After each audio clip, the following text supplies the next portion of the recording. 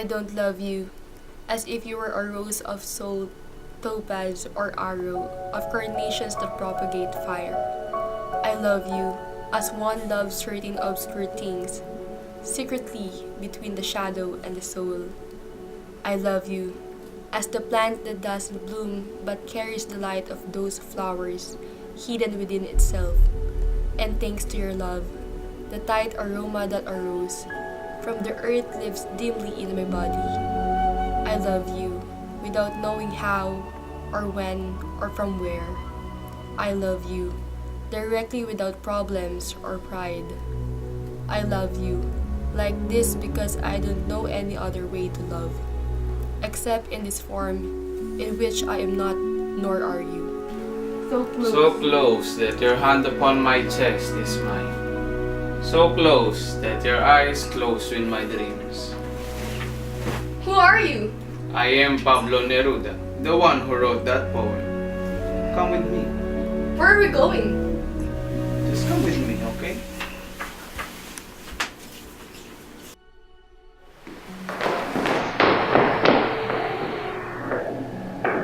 Where are we?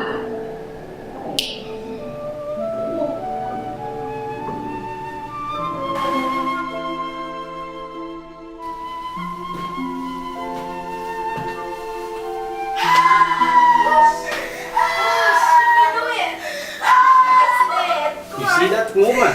Who is she? She's my mother giving birth to me. And that man standing beside her was my father. My baby. Boy! I wanna see my baby. Give me your baby. What would he be? Not Folly. Not Folly. Darling! Darling, wake up! Darling! Darling! What happened to your mother? She died shortly after giving birth to me. And this is me when I was a teenager.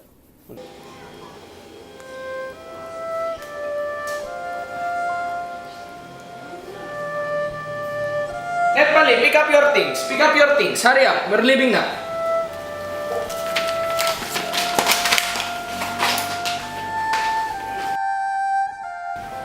Netfali? My real name is Netfali Ricardo Reyes Basualdo.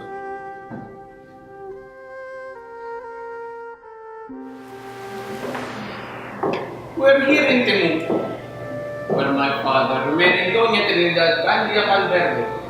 So I spent my youth and childhood in here.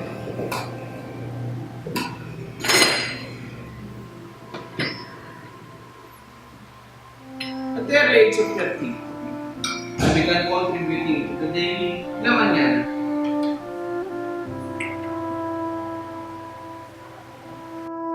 Among them was Entusiasmo y Perseverancia, my first publication, my first poem. In 1920, I became a contributor to the literary journal Selva Austral under my pen name, Pablo Neruda. Where did you get that pen name? I get that in the memory of the Czechoslovak poet, John Neruda. So back to the topic. I think it was in 1922. I wrote poems for my first published book, Crepusculare. The Book of Twilights. Exactly. That time, I used my alias to evade skirmishes from my family because they were against of the fact that I used writing as my occupation. Then? The following year, my work Viente Poemas de Amor y una Canción Desperada was published. 20 love poems and a song of despair. That was one of your best known and most translated work. Ah, you really do know a lot of things about me, alongside my literary pieces. I studied French and pedagogy in the University of Chile in Santiago. Do you want more tea? Oh yes, please. Thank you. Around 1927 and 1935, the government put me in charge in some of the honorary consulships.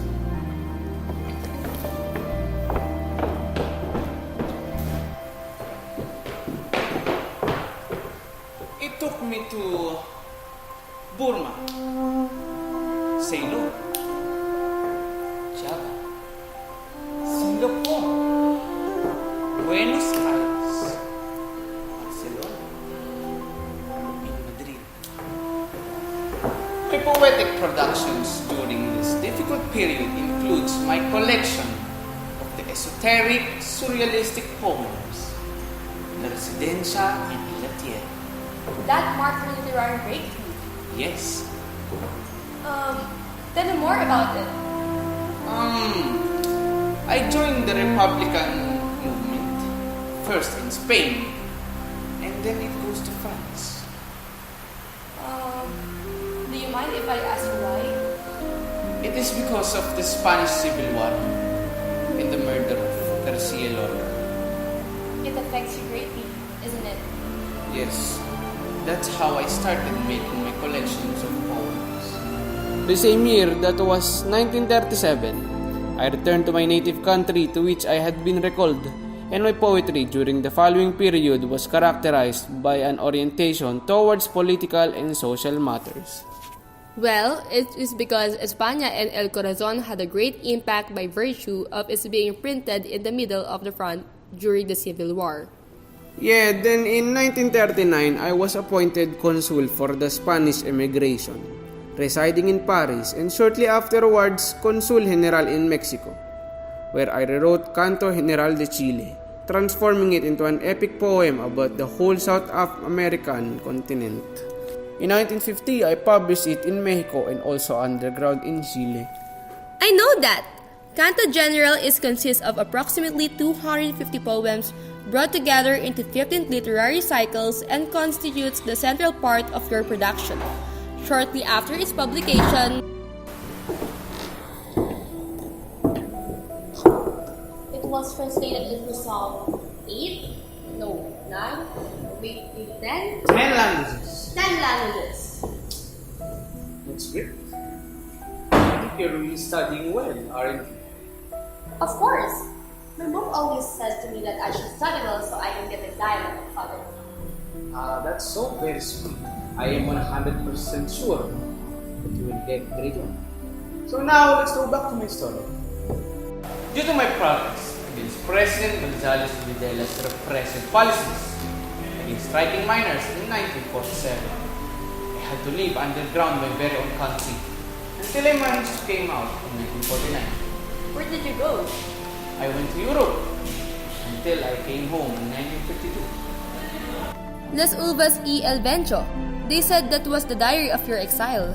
Yes, that period bears the stamp of my political activities. Another one was Odas Elementales, where my message was expanded into a more extensive description of the world, where the objects of the hymns, things, events, and relations were duly presented in alphabetical form. I received a lot of awards, including my International Peace Prize, Stalin Peace Prize, Lenin Peace Prize, and the Nobel Prize for Literature in 1971. Wait, you were nominated as a candidate for the Chilean presidency, right? Yes, in 1970, but I let Salvador Allende win the elections. Then, you were appointed as the Chilean ambassador to France. Yes, and while serving as a 2-year term ambassador to France, I was diagnosed with prostate cancer, so I resigned to my position and ended my diplomatic career. Then you died. September 23, 1973. Cause of death, heart failure, 12 days after the defeat of Chile's democratic regime. Okay, so end of drama. I think we have already finished the tea, so why don't we go to somewhere else? Show me something again. You already know a lot of things about me. What more do you want to know? Your personal life. I don't know anything about it. Then let's go. Where are we going? I want to show you the woman who I spent the rest of my life with after divorcing to my 2 ex-wives. 2 ex-wives? I first married a bank employee. Marika Antonieta Aguilar Vogelzang, Dendelia Del Carril. She's 20 years my senior. Wow, so who's the last one? During my exile, a Chilean singer named Matilde Urrutia was hired to take care of me. I fell in love with her. I had an affair with her. So how about your second wife, Del Carril? After my return to Chile after exile, she eventually learned of my affair with Matilde, and that's why our marriage began to disintegrate. Then I went back to Urrutia. Where is she? Why does she look like me? It's like she's the older version of you. I don't love you as if you were a rose of salt, topaz, or arrow of carnations that propagate fire. I love you as one loves certain obscure things, secretly between the shadow and the soul. I love you as the plant that doesn't bloom but carries the light of those flowers hidden within itself, and thanks to your love the tight aroma that arose from the earth lives dimly in my body. I love you without knowing how, or when, or from where. I love you directly without problems or pride.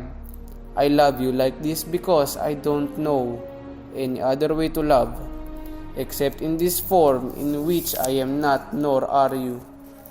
So close that your hand upon my chest is mine. So close that your eyes close with my dreams.